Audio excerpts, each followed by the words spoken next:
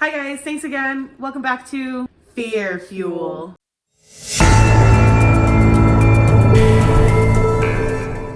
So today on Fear Fuel, we will be telling you guys our personal favorite ghost stories from our own encounters.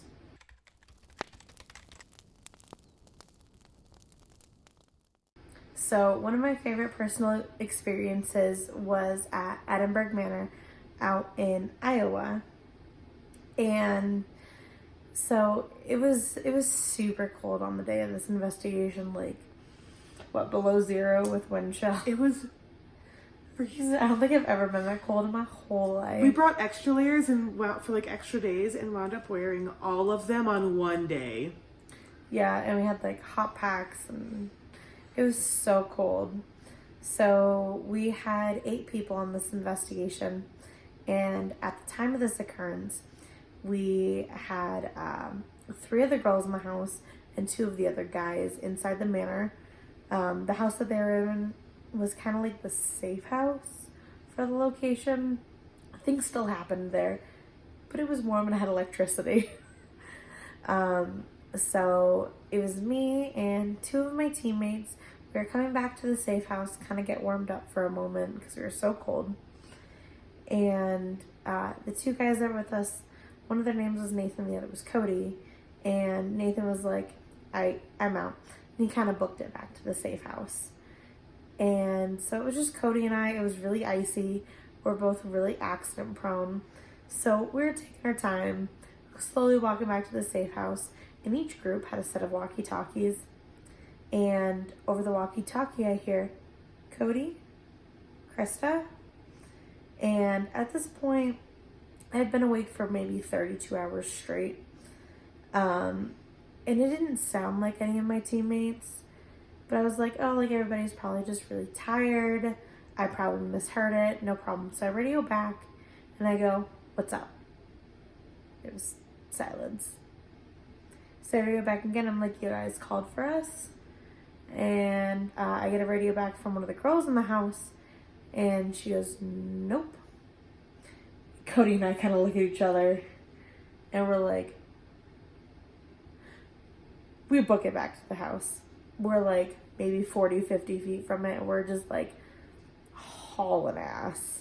And so we get into the house. We like fling the door open. We like throw down our stuff. And I look at them and I'm like, what do you mean you didn't call for us?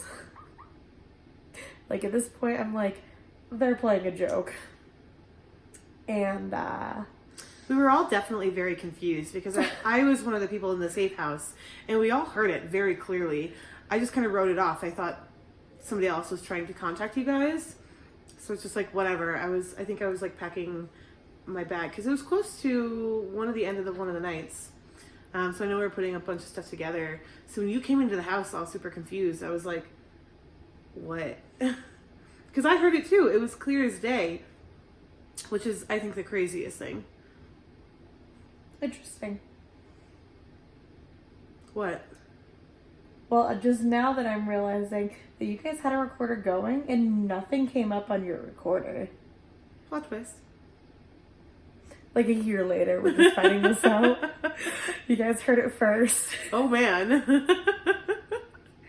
It just gets better and better. And one of the girls in our team, she was like, what is wrong with you? Like, both of y'all's faces are like pale white, and we're just like, what? And so right then and there, I pull out my recorder, and like, we tried listening to the file that I thought was going. Turns out it was corrupted. To this day, on any of my recorders, it's the only file that's ever corrupted. I've never had any issues with any of my recording devices to date, like a year and a half later. But we had the other 2 sets of teams, you guys, and then the other 2 guys in the manor. And the other 2 guys in the manor, they were like kind of doing off their own thing. But when I went back and listened to the recordings, couldn't listen to ours. I listened to theirs, and, you know, there's kind of talking, whatever. Like, they didn't really acknowledge it whatsoever. And then the guys in the manor were just like, why is she talking to herself right now? Like, they were so confused. But, I guess y'all did hear it. Yeah, no, I did. I was confused because I didn't understand what was going on at first. I was like, it's just a radio, Krista. Like, whatever. Like, things don't go through all the time. So I figured whoever called you just wasn't hearing your call back. But after gathering the whole team and trying to figure out who was calling you, it was none of us. None of us. The thing about it was a female voice. It was very, very sad, very upset. And it was just, Cody?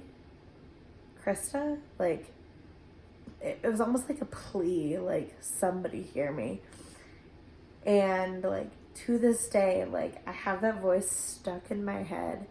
And after being awake for, so long, if I didn't have another teammate right there with me who heard it with his own ears, and, I mean, he says he didn't hear his name, he just heard mine. I heard both. But I mean, if he wasn't there, I'd swear I didn't hear anything, and like my head made it up. So I'm glad he was there, because it's one of my coolest things, because it was so like random, off the books. Was not expecting that on my first like big investigation out of state, needless to say. Yeah, that's really cool.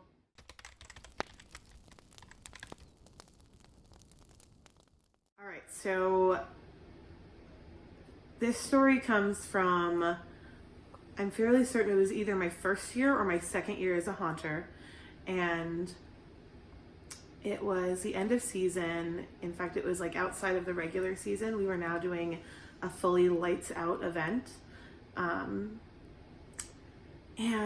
I got assigned to this room called the butcher room.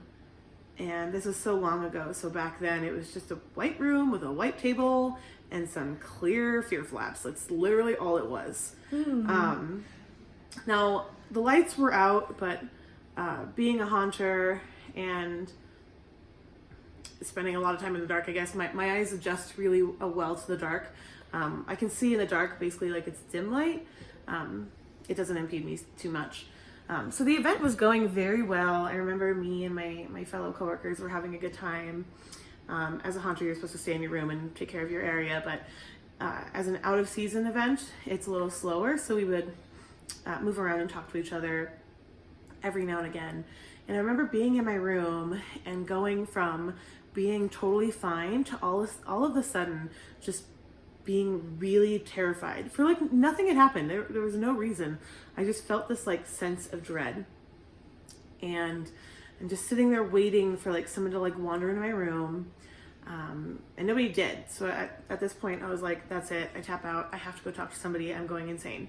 So I leave my room and I go backwards into the room before me, and there's nobody there. I'm like, okay, well that's fine. People wander around for this event. I just have to look a little bit. So I went like 3 or 4 more rooms up and I found nobody. I didn't want to be too far from my spot, so I go back to my room and I go the other direction. So I go forward in the haunted house. The same thing is happening. I am going 4, 5, 6 rooms without finding anybody, which is really freaky. At this point, I just decide that it's better to go back to my room.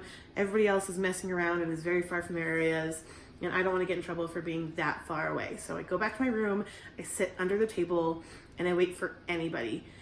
My fellow actors, my managers, customers.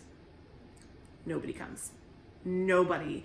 I'm sitting there for what feels like hours. Now, obviously, I'm so scared that I could have been, hyping myself up and making time go slower than I thought it was.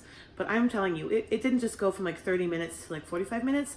I felt like I was in there for 6 hours, outside of the 3 hours I had already worked and scared a bunch of customers. And as I'm sitting there, I look over to the front of my room. That's usually where I keep my eyes to make sure I can see people who are coming in so I can be prepared. And I see a small girl on the other side of the fear flaps. It's always a small girl. It's always a small girl. Now, this is another story, but we are all fairly certain from working there so often that a small child does reside there. But I was so new that I had not heard these stories yet. So I see her on the other side of these fear flaps. And I'm just praying. I'm like, please, please, please be a customer. Please be somebody alive. And she's just staring at me. And I'm sitting at this table trying to pretend like she doesn't exist while I'm staring at her. And I'm just sitting there. She never comes in. I never see another actor. I never see another customer. And then at some point, I feel my manager with his hand on my shoulder, kind of shaking me, saying, "Good job. The night's over. Let's go." I don't even know how he got there. I was just frozen in fear. I hadn't seen anybody. I'm fairly certain that I entered some sort of limbo state, which is absolutely terrifying to me because if there's one thing I'm afraid of, it's limbo. Her biggest fear. I can't stand it. I can't stand it, and I'm fairly certain that's where I was. I have no explanation for what happened that night. To go from like such a normal night to having customers and hearing screams and talking to my coworkers to all of a sudden just silence and nothingness. Scary. It's very scary. And I'm glad I made it out. I mean, I've had my own personal experiences there, which Krista can attest to me this. To pieces. Yes. I mean, I think almost everybody who worked there had their own set of stories. I know when I first got hired, I had my own set of events happen there, and I eventually brought it to my manager's attention, and I was like, "Listen, like, I really need this person to stop messing with me. Like, I don't appreciate it." And she was kind of like, "Huh?" And like, I explained what was happening, and she kind of just like snickered a little, and I was like, it's my first time here, like, I don't know any of y'all, like, can you just take it easy on me? Like, I'm a haunt baby. Leave me alone. And she was like, no, sit down. And she told me the stories of what happened there. But we'll save those for a different day. It's really funny because all the customers would come through and be like, "Is it scary in there?" And all of us would be like, "You have no idea." Honestly, working there, sometimes it's scarier for us than it is for you guys. Guaranteed. Stay tuned. We'll tell you those stories later on. But thank you so much for joining us for this episode, and be sure to tune back in for everything else. Remember, Asylum 49 is coming up.